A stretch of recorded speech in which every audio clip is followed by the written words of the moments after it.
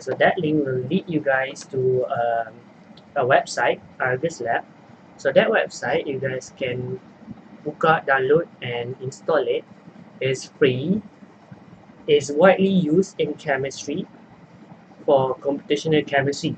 So what we actually use it is nak kira energi molekul. Molekul mana paling stabil.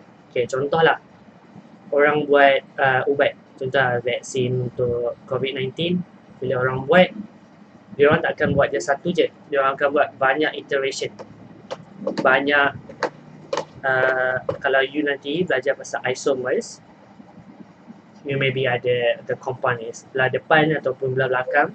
So what we did is kita calculate this the energy, which one is the most stable compound, and we're gonna use that. So cara dia orang nak kira, dia orang guna computational chemistry, banyak matematik, and also quantum mechanics. Ingat tak hari tu yang kita belajar pasal quantum numbers apa semua tu? Okay, pasal spin semua tu. There's a lot more calculation and a lot more complicated concept kalau you guys nanti dekat university nanti. Okay, so right now I'm gonna show you one. Okay, kalau you guys boleh download, you guys boleh guna untuk tengok your compound, dia punya molecular geometry, macam mana bentuk dia. Okay, nampak tak? Nampak tak my screen ni? Saya tunjuk pasal Argus Lab ni. So, dan so here saya tak nampak korang ni. So this program, what you can use it for an example, contohnya tetrahedral. Maybe you guys tak nampak lagi mana satu molekul kat depan, mana satu molekul kat belakang. So you can click contohnya sini, ada all the atom, and you guys also can click periodic table. All the atom in the periodic table you guys boleh guna. So for example, saya nak buat methane lah, methane paling senang. So carbon, saya letak carbon, saya right click, bukannya left click. Selalu kita left click kan, left click tak ada apa. Kita right click untuk letak the atom, and then tekan hydrogen to add hydrogen. So dia akan tolong add hydrogen you semua. So you can gerakkan, you can play around. So even though you tak ada molecular models, you can see that how was the angle between the bonds. Okay, contohnya, okay, kalau nak select, saya akan tekan control, saya tekan semua ni. Okay, nampak tak bond angle? Tak nampak sangat.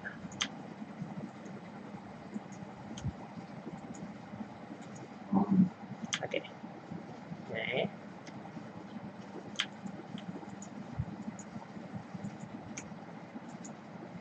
Okay, nampak tak? Macam yang kita belajar tu, 109.5 kan kita tulis. But actually, the angle is 109.46. Okay.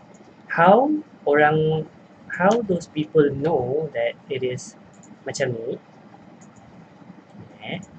Is they orang do calculation. So, and they orang optimize geometry. Kalau you tengok sini, you got 2. Nanti kalau you guys belajar pasal quantum mechanics, nanti you akan belajar. Kita sebenarnya, quantum mechanics ni, we're not really sure that that is the teori paling betul. Okay? Because kita ada classical quantum mechanics and we also have the proper quantum mechanics. So right now we just use the classical, and we're gonna start optimizing. Saya nak zoom dia balik. Okay, so if you guys can see here, you guys can see how they know that it is the molecule is tetrahedral. Dia orang do calculation, and then dia orang tengok the bond angle, dia orang tengok, so dia orang buat calculation. So kalau for the bigger molecule, contohnya protein lah semua tu, dia orang guna supercomputer. So dia orang type, Dia hantar all of those data to supercomputer, wait for a bit, nanti dia dapat, and dia akan dapat the structure of the molecule. Okay, saya nak bagi korang contoh trigonal bipyramidal. Okay, contoh trigonal bipyramidal is phosphorus 5 kot, kalau saya tak salah. Right? Yes.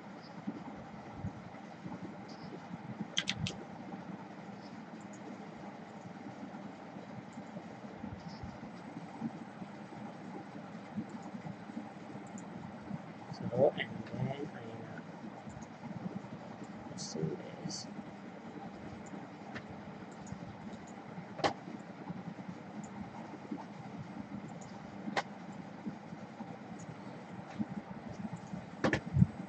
So what I can do is I put another 2 fluorine, another 2, and I make the bonds. And what they did is, kalau in real world, the molecule is not always akan bentuk trigonal bipyramidal betul-betul.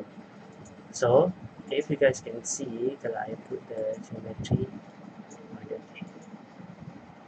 so sometimes dia akan duduk macam ni, but this is not the correct one lah, because I nak pusing and I am unable to pusing it.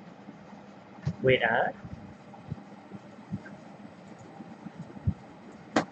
it's supposed to be this one. So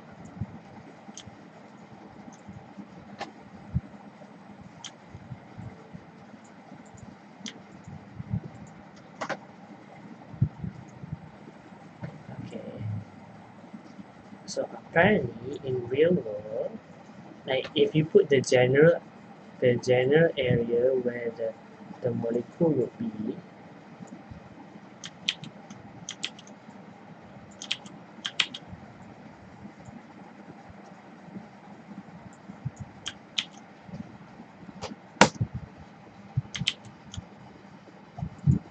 there. Oh my god. Ya Allah, hilang terus.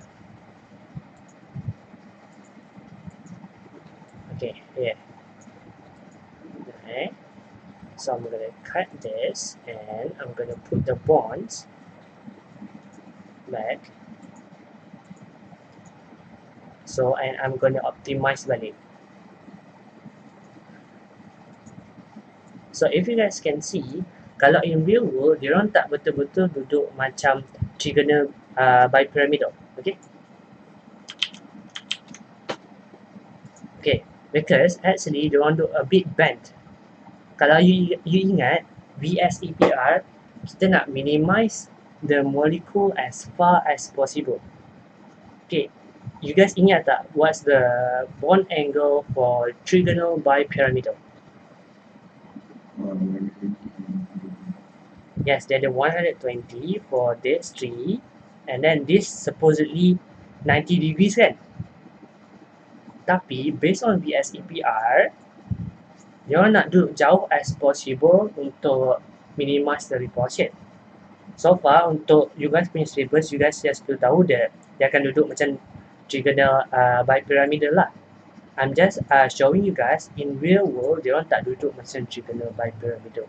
Diorang duduk a bit far away. 90 degrees is too close to each other untuk stable. So, what I did is, I do the calculation and I optimize the geometry. By optimizing, I mean the least amount of energy possible. Okay? Sebab, kalau you ingat, this molecule kalau duduk dekat, dia macam magnet yang sama. Diorang tak suka duduk dekat-dekat, diorang nak tolak each other kan? So, this is an example of the molecular geometry lah untuk trigonal bipyramidal. You also, kalau nak guna ni, you also boleh buat all the other molecular shape lah. Okay, contohnya, you guys nak buat carbon ke, you nak buat linear ke, trigonal planar ke. Okay, you boleh see tengok kalau trigonal planar macam mana. Like it is trigonal, which is a triangle with 3 sides and it is on a plane. Boleh tengok.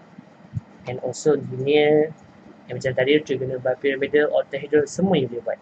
So this software you boleh guna and try to use and tengok je.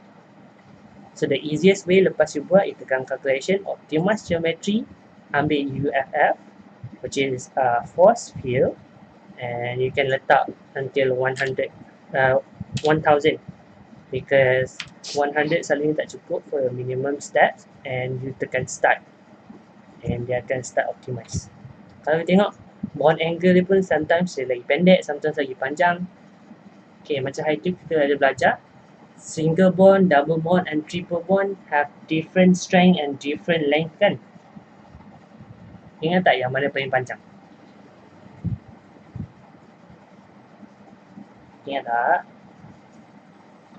Single bond is the longest kan. Lagi banyak bond, lagi dekat dia duduk. Betul tak? Okay, so that's just saya nak tunjuk pasal Argus Lab lah. You guys can use it and it is free kalau you guys nak guna.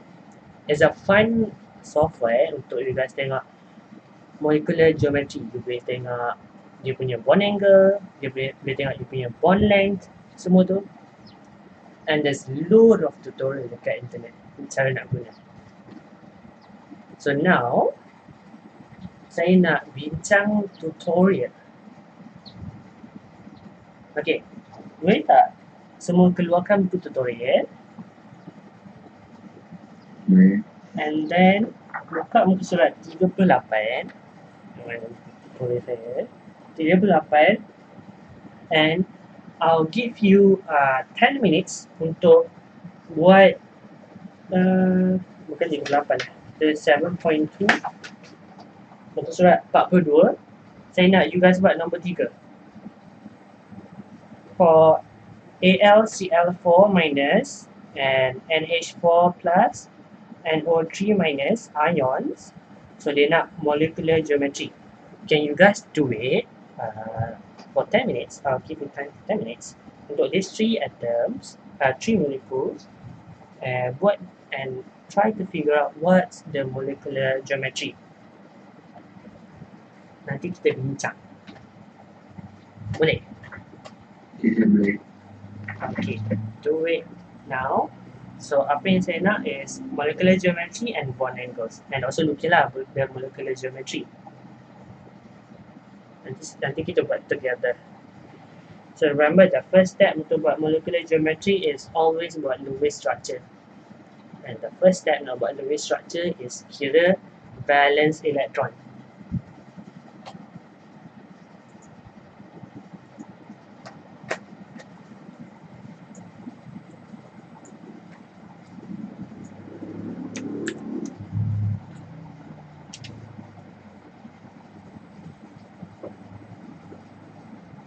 Okay, boleh.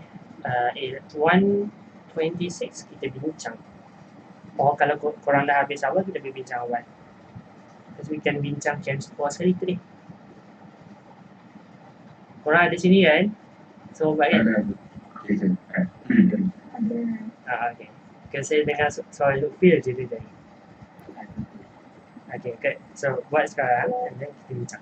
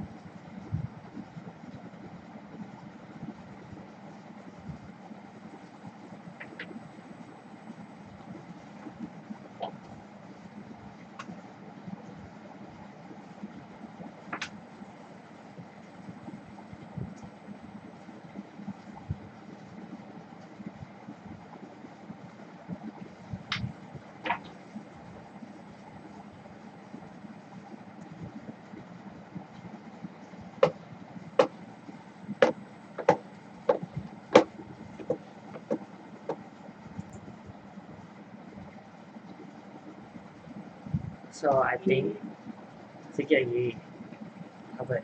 We go on bincang ALCL4 minus dulu. Okay. Kalau je dia tanya soalan tu, state the molecular geometry and predict bond angle. Dia nak molecular geometry and bond angle. So we have to start to think. Macam mana nak dapat molecular geometry? Okay. Molecular geometry. Nampak kan my words ni? Nampak satu. Okay.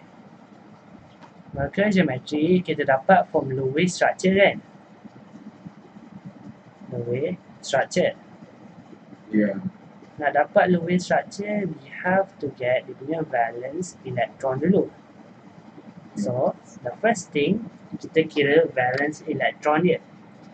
Okay, so aluminium kita tahu 3 and chlorine is 7. And when kita dah kira, kita akan dapat berapa dia punya valence electron? 52. Yes. Kenapa kita dapat 32 bukan 3/1? Yes. Sebab the minus ni dia tambah 1. Yes. Dia accept electron kan. So, bila kita dah dapat 32, kita pun susun. Okay. Nak tahu mana satu aluminium ke chlorine yang the central atom? Okay. One general rule is, kalau you ingat topik 6, across the period, which is dari kiri ke kanan, electronegativity increase. So, kalau lah you ada banyak-banyak elemen, you tengok elemen, kalau dalam periodic table, dia duduk belah kanan, that is the more electropositive. That is most probably akan jadi central atom. Kecuali hydrogen. Ingat tak? Sebab hydrogen kenapa tak nak dia jadi central atom? Kenapa hydrogen kita tak nak jadi central atom? Boleh ke buat? Boleh Yes. Dia boleh 2 je elektron. Bila satu bond dah 2, this already dah unavailable. Okay, so kalau you tengok aluminium and chlorine, mana lagi satu yang lagi kanan? No, lagi kiri. Aluminium kan? Aluminium lagi kiri. Chlorine dah belah kanan dah. So, kita tahu is aluminium is the central atom, and then kita letak je chlorine kiri dia. And then we fill the octet for the terminal atom.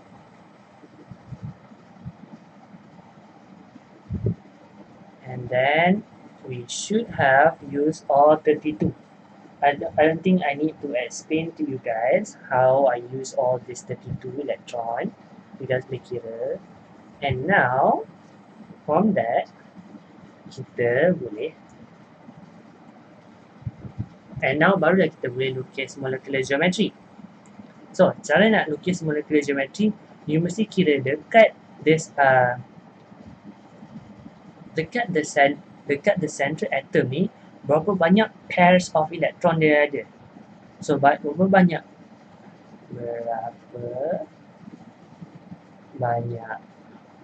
pairs.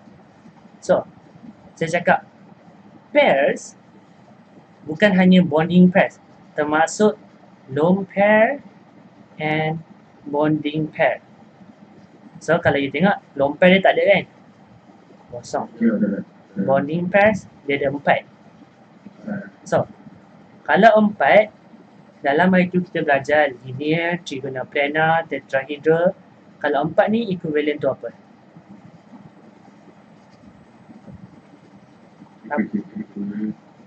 Apa nama dia? Yes. Tetrahedral. So, hari tu saya ajar cara nak lukis tetrahedral. You lukis dulu central atom. You lukis central atom. And then, buat satu tegak and satu a big angle. Okay. Sebab dia bentuk macam, kalau you nak bayangkan, you tahu Eiffel Tower dekat Paris? Tahu. Okay. Dia macam atas tu puncak dia and then kaki dia terkangkang kan? So same as tetrahedral. So you lukis the one in plane dulu, and then you lukis KFC punya wedges. Sebab kita guna wedges nak tunjukkan the molecule, the atom is in front of the paper, and we use dashes nak bagi tahu dia duduk dekat belakang. And also letak chlorine and chlorine. Okay. Saya cakap saya tak siap lagi and saya ada benda tertinggal. Can someone point out apa benda yang saya tertinggal in this Lewis structure and the molecular geometry? Yes. The charge is not only dekat Lewis structure. Allah Akbar. Termasuk habis. So the charge is not only on Lewis structure, which is negative, also on molecular geometry you must draw the charge. Sebab even though kita dah show it is in 3D space, it's still a charged ion. Okay, kalau you tengok, it's still a aluminium chloride 4 minus. It's still an ion. Okay, boleh?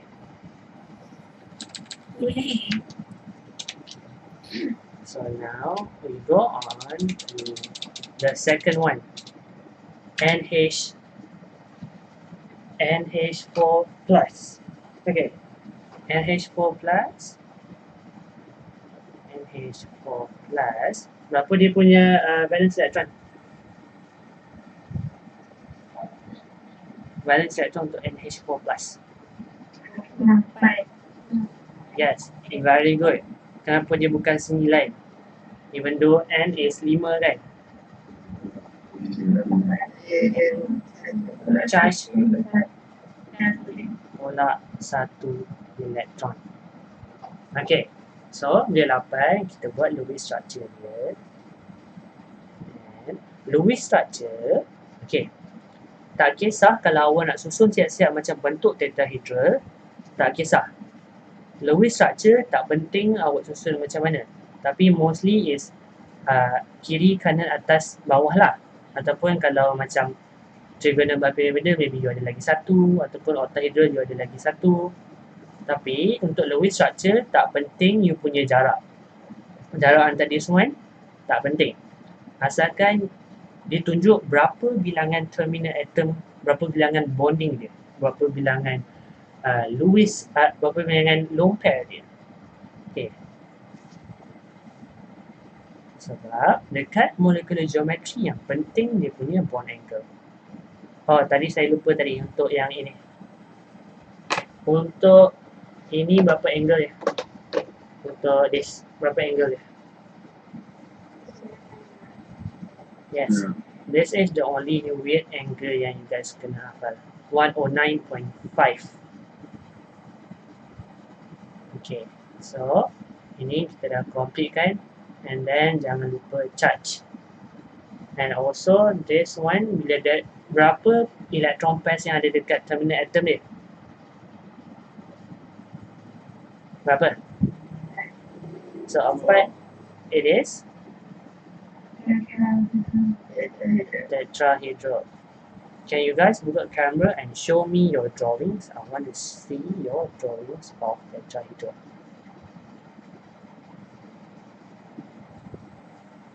Okay. One good tips is always draw the molecule in plane first. Awak tunjuk, saya nampak awak punya background bookshelf tu je, Hafizah. Seronok main background. Awak guna background yang dalam Google Meet ke ataupun guna apps lain? Dalam Google Meet. Look it? Benar dalam Google Meet. Tahu lah korang. Saya pun tak guna. Okay, can you guys show me your drawing? And let me see Lutfi. Lutfi, can you show first?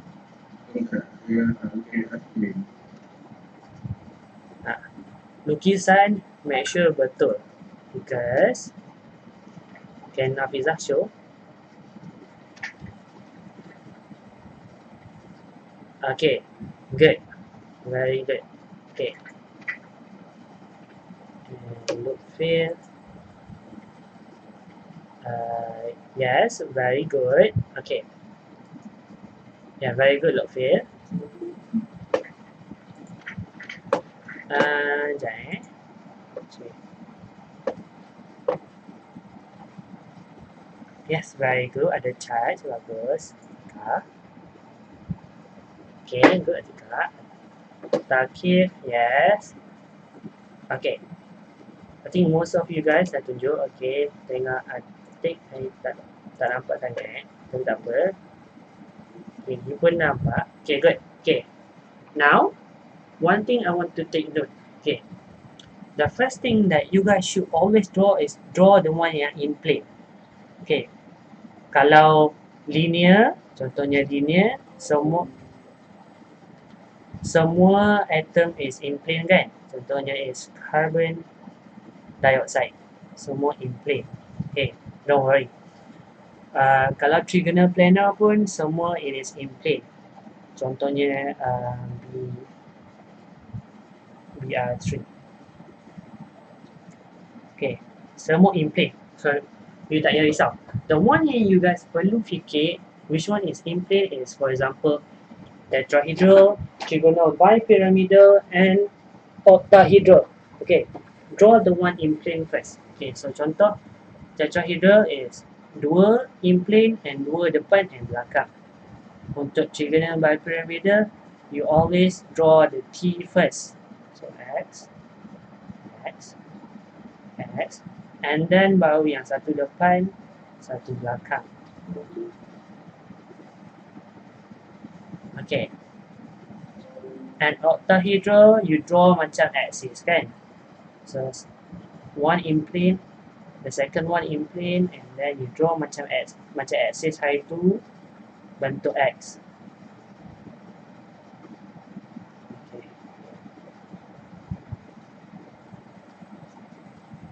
Okay, so always draw the one in plane first, baru you draw this one.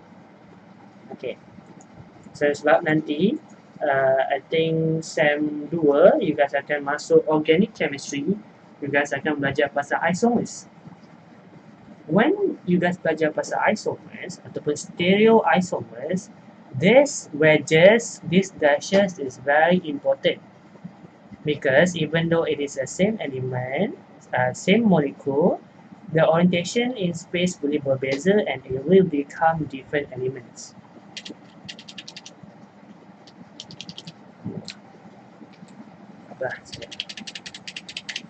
Okay, saya buat ketiga pula.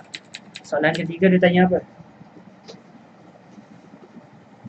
And so minus. Can you guys give me the... Okay, tadi bond angle sama je kan? Sebab still tetrahedral, tak ada lone pair. So now NO3 minus, berapa dia punya valence electron? 24. Okay, good. Now, apa dia punya Lewis structure? Okay. Does anyone dah buat Lewis structure untuk NO3 minus? Can you show it to me? I want to see.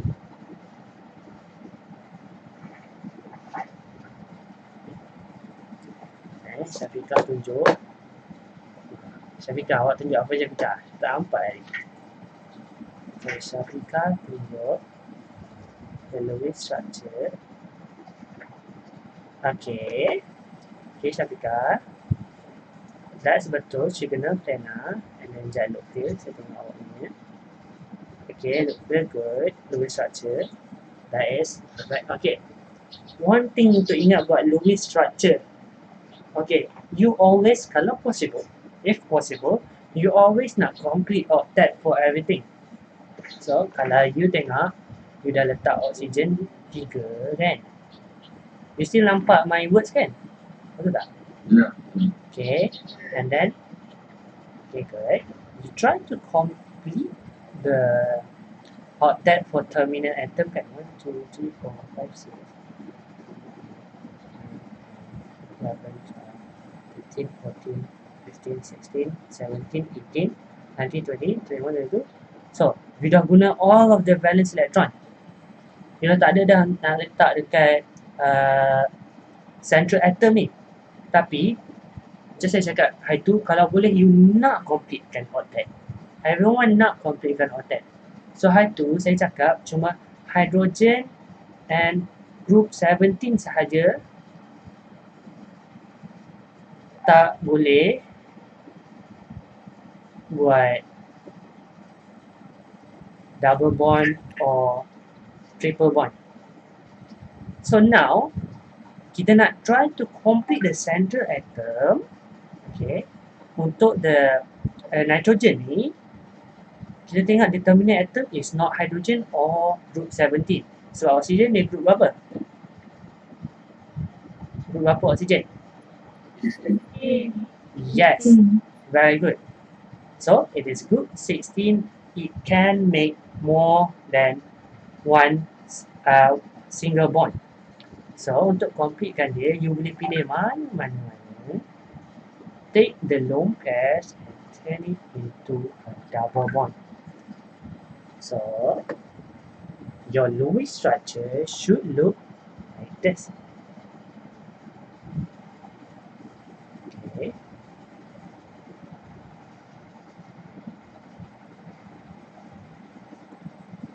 Okay. One thing untuk be very careful, since you dah guna 2 lone pair untuk jadikan double bond, janganlah pula buat 6 lone pair dekat sini. Sebab awak dah guna 2, so hilanglah 2 tu. Dia jadi double bond. Okay, boleh. So, and then the charge. So, it is NO3 minus. So, you tak kisah nak guna this here ke, kat sini ke, sini. Tak kisah. Sebab ketiga-tiga oksigen ni sama. So, excuse me. So, awak boleh guna ke yang mana-mana satu oksigen. And then, untuk dia punya molecular geometry. So, awak nak kira dia punya lone pairs and bonding pairs. Untuk central atom only. Okay, alamak. Kalau kita tengok sini, lone pair memang kosong lah. Tapi bonding pair kalau you tengok ada 1, 2, 3, 4. Ada 4. Tapi what if kalau saya cakap it is actually a trigonal planar? Okay, trigonal planar. Okay. Tapi trigonal planar dia punya berapa banyak pairs? 3 je kan? So, okay. Untuk kira dia punya electron pairs, tak kisahlah dia single, double, triple, you only kira dia as one pair. Sebab apa yang kita kira sekarang ni is berapa banyak nitrogen ni bersambung tu. Nitrogen ni dia bersambung ke berapa banyak atom. So nitrogen ni sambung ke 1, 2, 3. Or kalau dia ada lone pair, dia bersambung ke lone pair and then dia bersambung ke terminal atom. Apa yang kita kira ni hanyalah berapa banyak connection the terminal atom ada. Boleh? Okay, kita hanyalah kira connection. So ada 3, it is trigonal planar. So cara you nak lukis, kalau ada double bond, okay, double bond kita always letak dekat benda yang in plane. Since trigonal planar semua in plane, so it doesn't matter, you nak letak mana pun tak apa. Tak kisah. Oxygen, and then the bracket. And how much is the angle? Berapa angle dia? Yes, 120. Angle takkan berubah even ada single ke, double ke, triple bond. Angle akan berubah only when kita ada lone pairs instead of bonding. Sebab ingat tak, iaitu lone pair to lone pair is the highest, and then lone pair to bonding pair is the second highest, and bonding pair to bonding pair is the weakest repulsion. Ingat tak? Okay, right.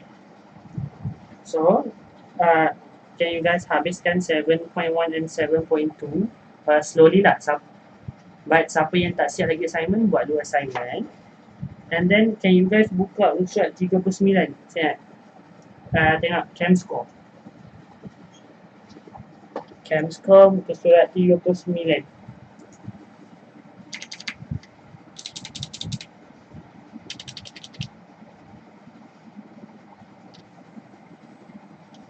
Dah buka dah muka surat 39? Okay. Nombor 1. Which of the Lewis molecule AF4 shown as below, which of that might be element A? Mana satu is element A? Kalau you tengok, element A tu, is it octet ke tak? Tengok element A tu. Dia octet ke? Dia kurang ke? Incomplete octet ke? Dia odd number ke? Or dia expanded octet?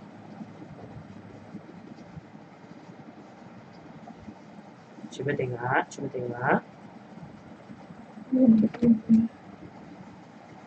What are numbers?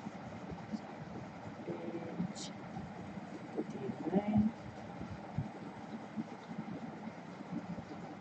Okay. Elemen A tu dia apa? Octet ke? Tak octet ke? Apa? Cuba guys. Yes. Saya tak tanya itu adalah elemen apa. Saya tanya dia adalah octet ke? Tak octet ke? Because yes. Kita ada 3 je. Sama je. Yes. Yes. Very good. So semua elemen nak octet. But kita ada 3 exception. Satu is expanded. One is incomplete. And the other one is odd. Odd number electron. Expanded lebih daripada 8. Incomplete tak cukup. Odd, dia dapat odd number lah. Ganjil. So, kalau you tengok, untuk elemen A, even though dia ada 4 bond, kan? Itu dia ada 1, 2, 3, 4. But also look, they also have lone pairs. So actually, the electron pairs dia, now, dah ada 5. Kita ada 1, 2, 3, 4, 5. Kita ada 5 pairs. Okay. So, kalau high tu, only a few elements can have expanded octet. So we know carbon can definitely not. Silicon maybe, but it's definitely not.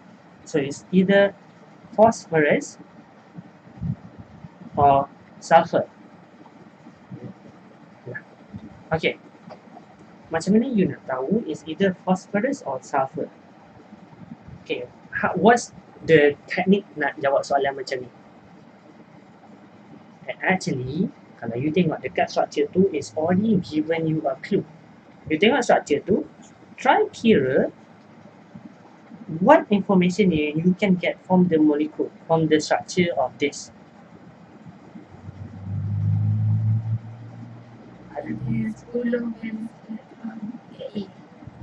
Yes, and then can you get the total valence electron? Okay, macam mana dapatkan total?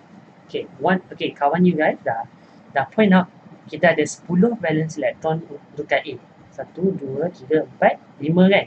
5 pairs minus ada 10 electron. 10 electron. But remember tak? Every time kita lukis Lewis structure, before kita fill the central atom, kita always completekan the octet untuk terminal atom. Even though dia tak tulis, is always ada. Dia tulis ke tak tulis, is always ada. So if you guys can see now, kita ada each of the terminal atom ada 6 and kita ada 4. So 6 dah ada 4. Dapat? Yes, 24. So 24 plus 10 we will get So, and then you tengok phosphorus and sulfur. Phosphorus group apa? Phosphorus P group 15. So dia ada 5 valence electron. While sulfur is group 16 kan. So dia ada 6 valence electron. Okay. Kalau you tengok logik pun, kalau 5 tambah this all fluorine adalah group 7 kan. Boleh dapat ke ni? Boleh ke dapat ganjil? Boleh ke dapat genap? Kalau this is 5 elektron, boleh ke kalau tambah dapat balik genap? So, kalau 6, boleh kan? Boleh. So, it is easy way untuk answer the jawapan is D. Okay, boleh? Lepas ni ada kelas tak? Ada? Ada fizik eh? Okay. Okay, I want to bincang one more question. Question nombor 2. Boleh tak? Sekejap je. So that okay, I nak bincang 2 dengan 3. So I'll go 2 cepat-cepat. So which of the following is not exceptional to octet rules? So this one, cara you nak jawab, there's no other way unless you draw all of the answer as Lewis structure. Then you draw ada A and then ada B, C and D. Okay. So when you draw and you should dapat C as the answer, and you should get it is odd number. Okay. Other molecule, you should get the terminal atom always follow octet. Kalau dia cakap octet rule, kita hanyalah tengok the central atom whether there's octet or not. Okay. You buat C and let me know kalau you dapat ke tak later. Okay. Now kita go on question number 3. Which of the combination of element forms ionic bonding?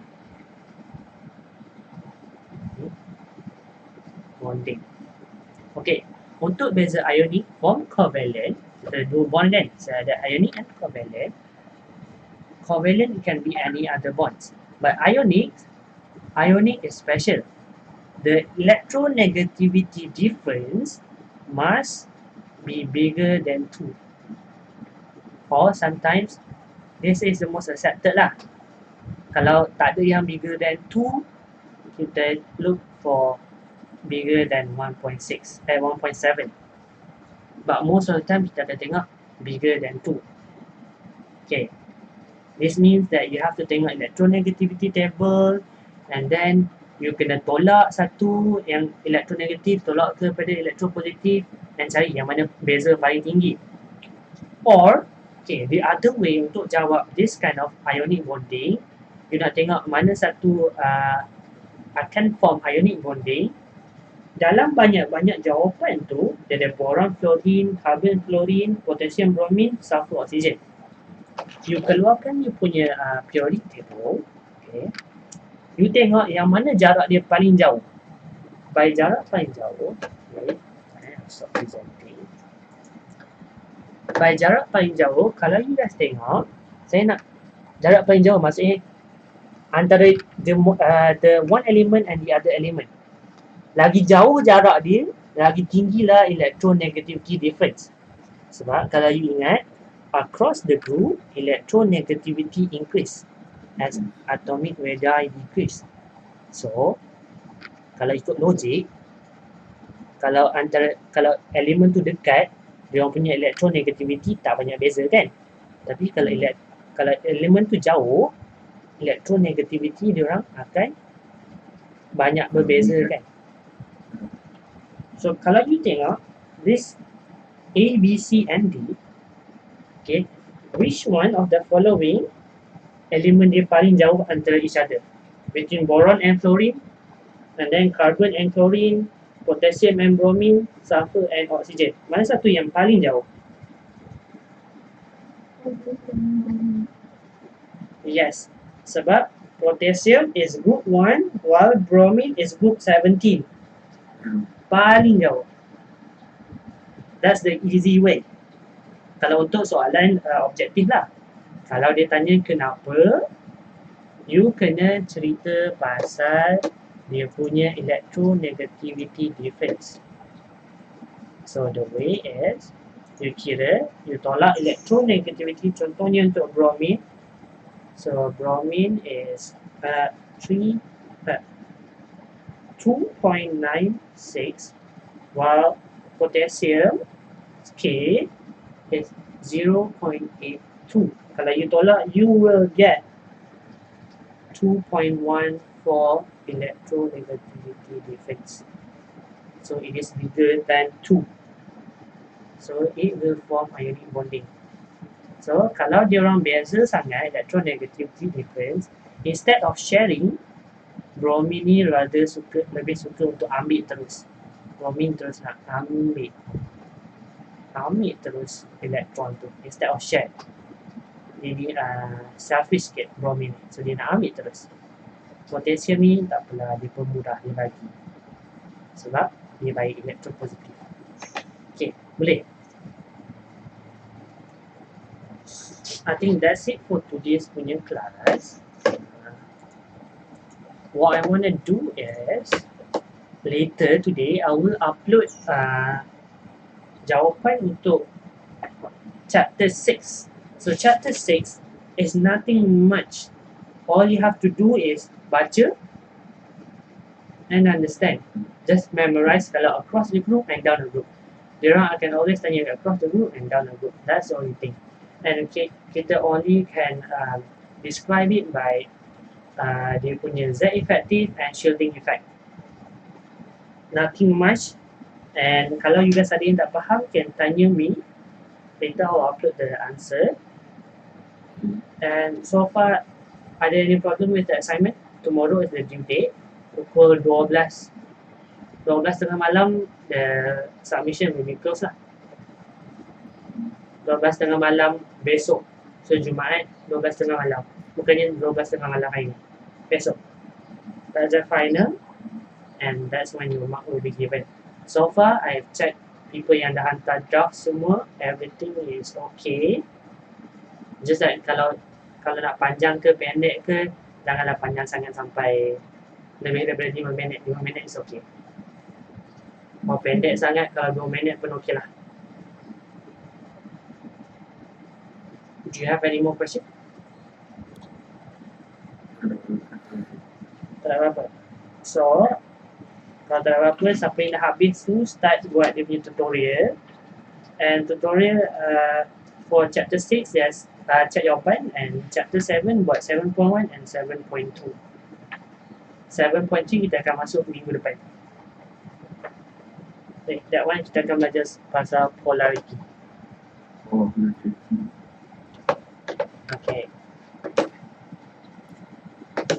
Any more questions?